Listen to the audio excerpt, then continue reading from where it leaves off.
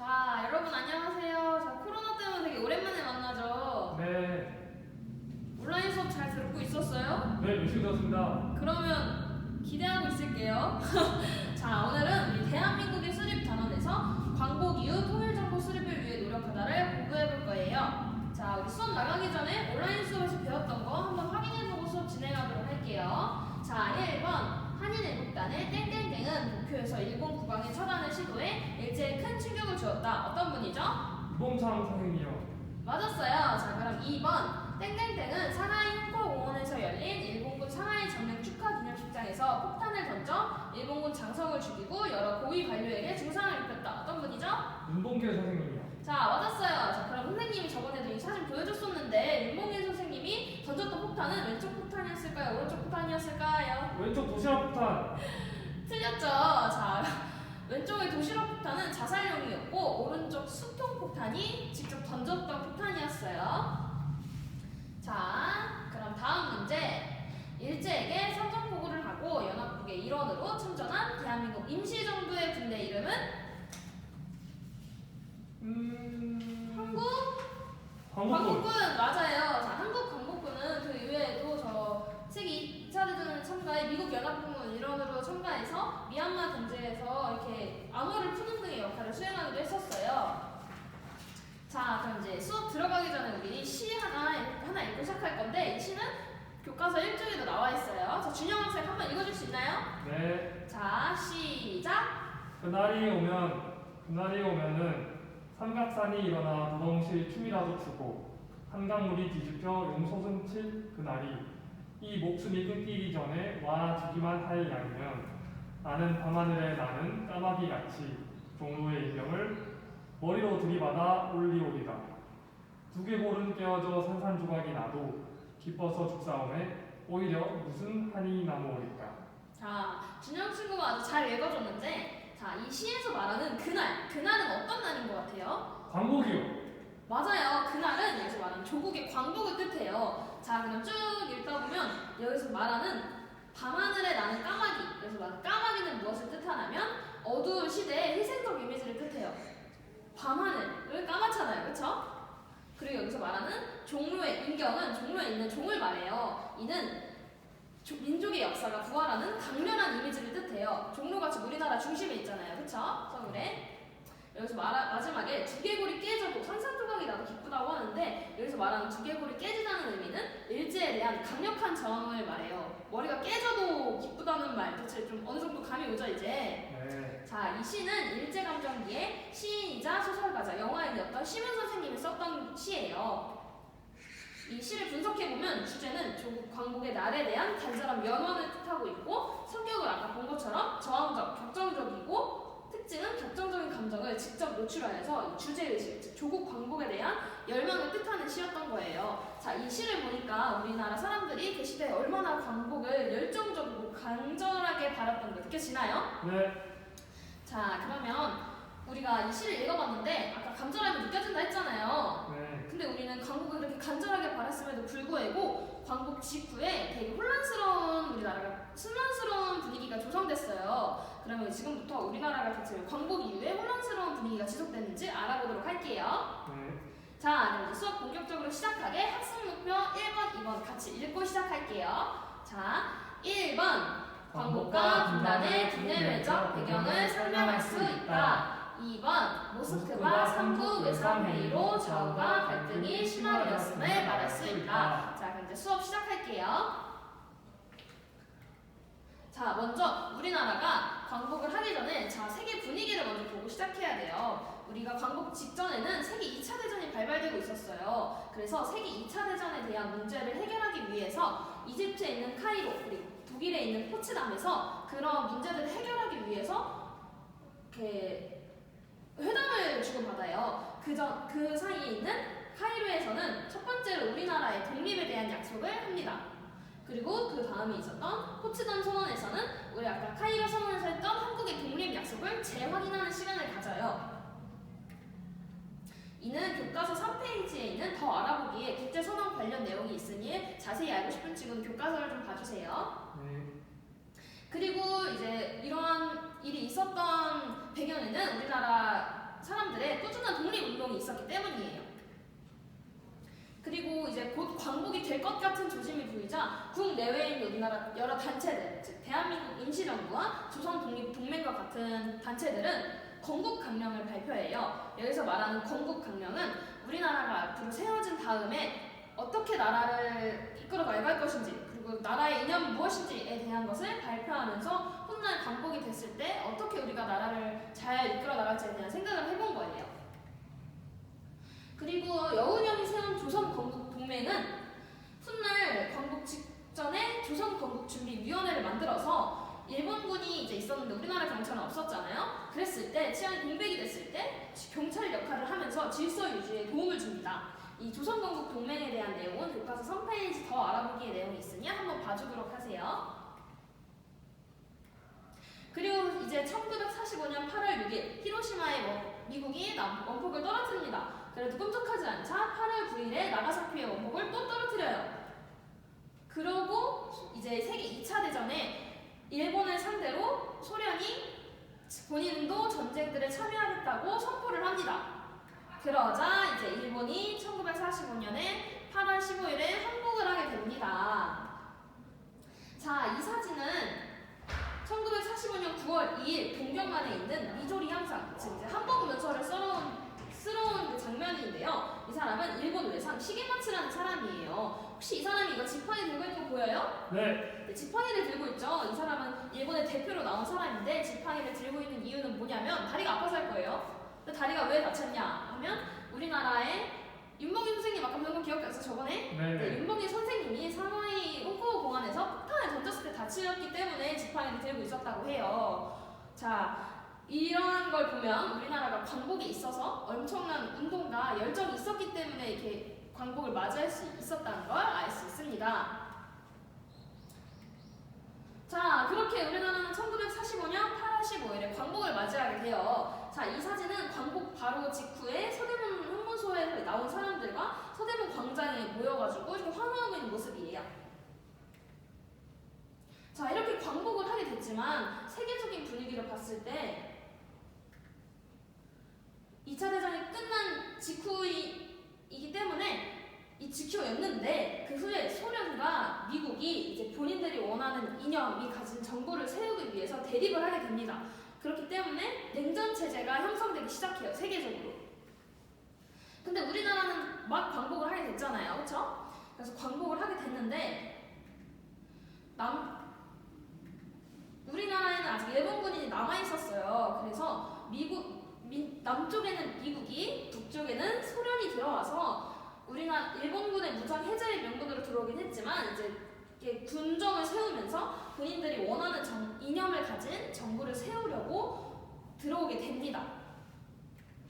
그래서 이때 세워진 게 아직 우리가 알고 있는 현재 38도선이라고 할 수 있어요. 아까 말한 것처럼 이는 소련과 미국의 단순한 군사 분계선으로 남겨져 있었지만 그 후에도 우리가 분단이 되면서 지금에 있는 실질적인 분단선이 되게 된 것이죠. 이에 대한 내용은 말이 많은데 교과서 2페이지에 보면 자세히 알아보기의 내용도 있어요. 이를 참고해 주시길 바랄게요. 자, 그 이후에 우리나라에서는 1945년 10월 16일에 임시정부의 요인이었던 김구와 이승만 박사가 귀국하게 돼요. 하지만 이들은 우리나라 임시정부, 즉 정부의 요인으로 들어온 게 아닌 개인 신분으로 들어오게 됩니다. 즉 우리나라의 정부를 따져주지 않은 거죠, 대한민국 임시정부를. 또한 아까 말한 것처럼 소련과 미국처럼 이념이 많이 달랐다 그랬잖아요. 그렇죠. 우리나라에서도 이념이 다른 정당과 사회단체가 되게 많이 생겨나게 돼요. 그러면서 아까 말한 것처럼 광복 직후에 우리나라는 좋은 분위기보다는 되게 혼란스러운 상황이 지속되게 됩니다. 자, 이런 혼란스러운 우리나라의 상황을 잡기 위해서 러시아에 있는, 즉 소련에 있는 모스크바에서 미국, 영국, 소련이 만나서 우리나라의 문제를 어떻게 해결할지에 대한 회의를 하게 됩니다. 이를 즉 모스크바 3국 외상회의라고 해요. 여기서 말한 3국은 아까 말한 미국, 영국, 소련이에요. 아까 말한 것처럼 우리나라의 문제를 앞으로 어떻게 해결해 나가야 될까에 대해서 회의를 나눴다고 했는데 이상하게 우리나라 문제를 다름에도 불구하고 우리나라는 참여 자격이 없었습니다. 즉 우리나라 문제를 다른 나라 사람들이 이렇게 해결해 나간다는 것이죠. 자, 이 모스크바 삼국 외상회의에서 결정된 세 가지 항이 있는데 이 1, 2, 3번 우리 같이 한번 읽어보도록 할게요. 자, 1번 우리나라의 민주적 임시정부를 세운다. 2번 최대 5년간 신탁통치를 한다. 3번 임시정부 구성을 위해 미소공동위원회를 설치한다. 자, 여기서 2번의 신탁통치 친구들이 모를 것 같아서 선생님이 한번 자세히 알려줄게요. 자, 여기서 말하는 신탁통치란 국제연합의 위임을 받은 나라가 일정한 지역을 통치하는 형태로서 정치적 혼란이 우려되는 지역의 정치 안정을 이루는 것이 목적입니다. 자, 그렇다면 신탁통치 다시 말하자면 다른 나라가 정치적 혼란이 우려되는 지역, 즉 우리나라를 대신 이렇게 통치해준다는 말이에요. 자, 이제 신탁통치가 어떤 뜻인지 알겠나요? 네. 자, 이런 모스크바 삼국 외상회의의 결과, 이 결과를 보고 우리 민족은 어떤 반응을 했을까요?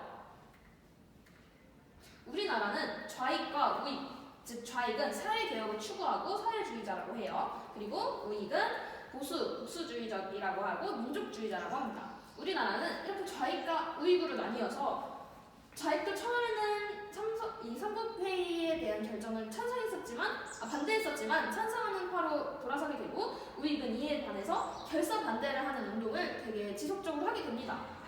근데 이 운동이 되게 작은 규모가 아닌 전국적이고 그리고 되게 열띠게 운동을 하게 돼요. 근데 대체 우리나라가 왜 이렇게 좌익 우익으로 나누어서 싸우게 됐는지,